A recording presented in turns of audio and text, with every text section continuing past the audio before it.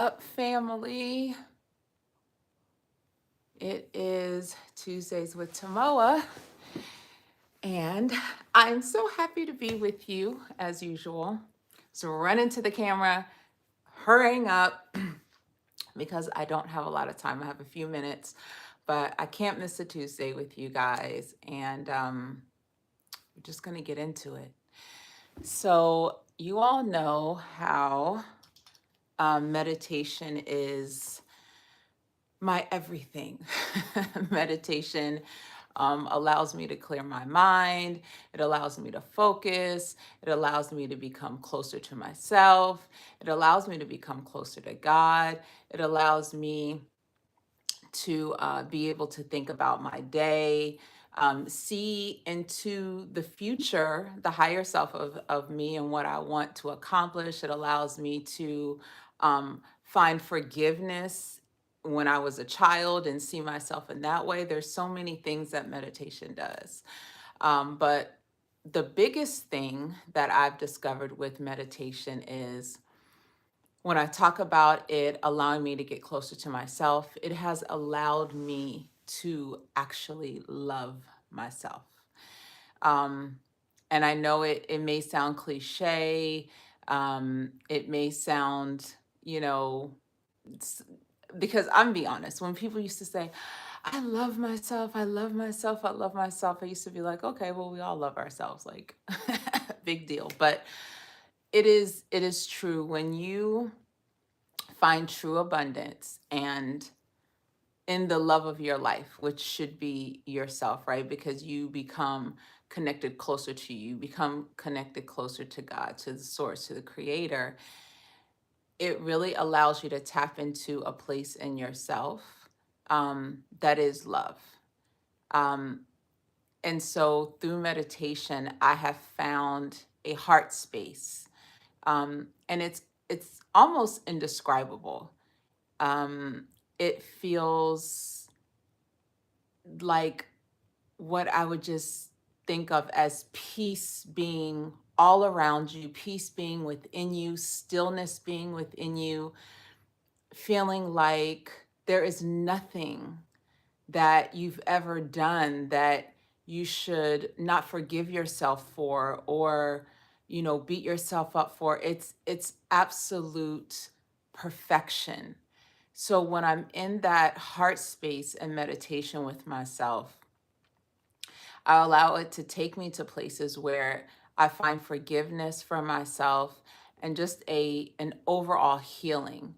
Um, and what I've come to realize is that in moments that happen in life all the time, every day, that we are dealing with things, the meditation, that essence that I'm taking of the love that I have for myself, it allows me to change my mindset faster. It allows me to not beat up on myself, not use language that's not productive or that is not does not match who I really am, right? Because I feel like in life we are so hard on ourselves. We are our biggest critics.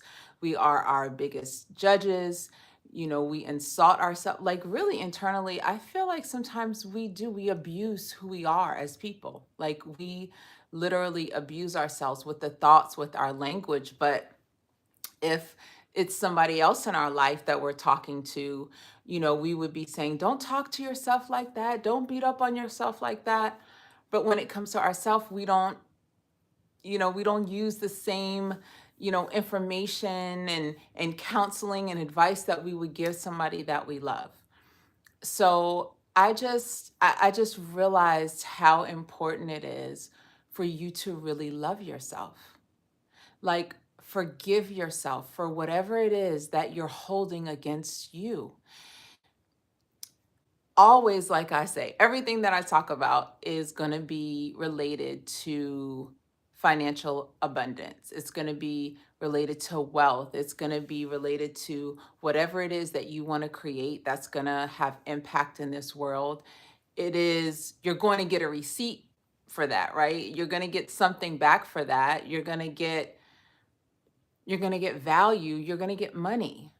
But if you don't forgive yourself, if you don't find healing within yourself, if you don't get into those cracks and crevices of the things that you feel like you can't overcome, that the shame, the blame, the negative thoughts, you're going to be capped again on the money that you're going to be able to collect, the abundance, the financial abundance that you're going to be able to attract.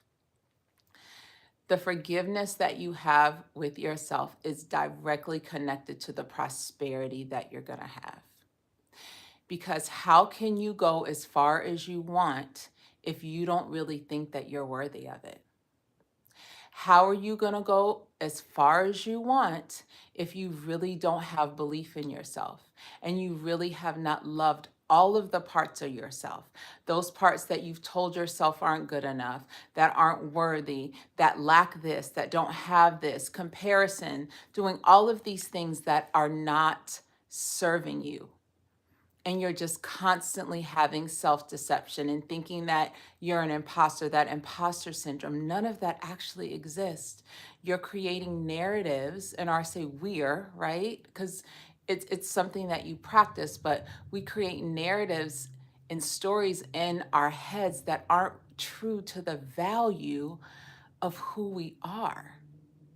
So that's why I go back to meditation.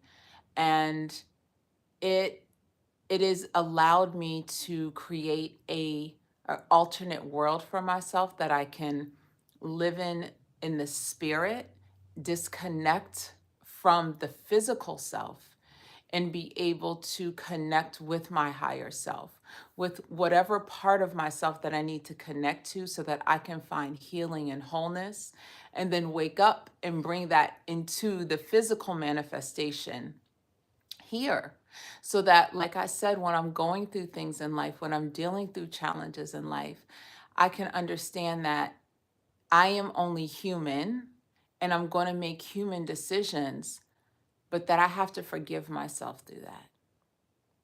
That I don't have to force myself to be anybody else than who I am.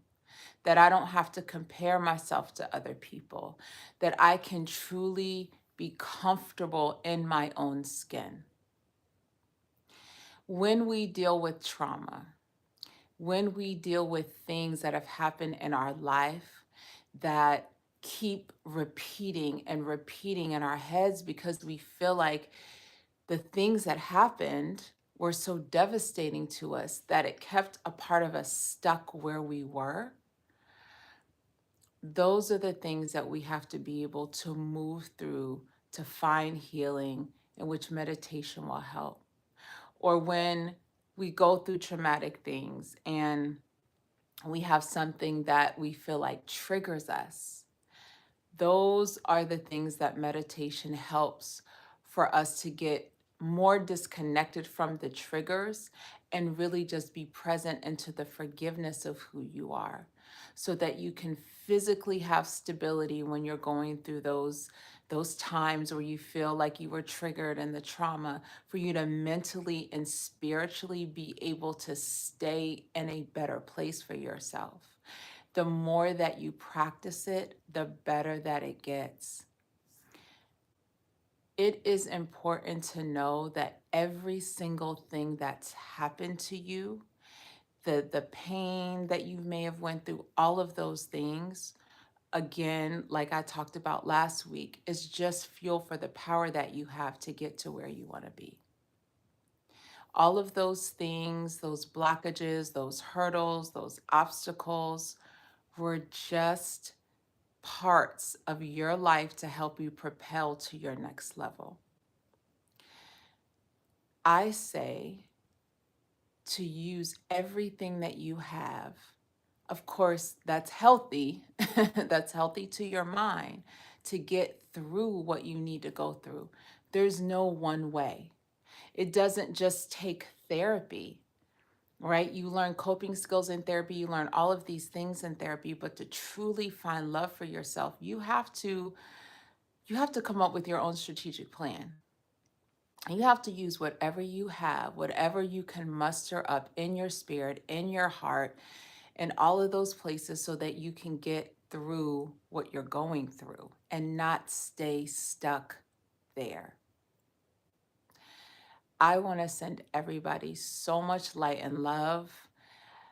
Again, 2025 is our year of manifestation. It is time to love yourself within for who you are, for who you are authentically, for the gifts that you have, for the purpose that you have, for the creator that you are, for the person that you see yourself as now, and who it is that you see you becoming. And this is not about age. It's never too late. There is no age that's too great for you to become greater than you are now. It just comes to be a matter of not keeping yourself stuck in a mindset that doesn't serve you. Be blessed, stay whole, and remember you are your greatest value. You are your greatest asset. Take care.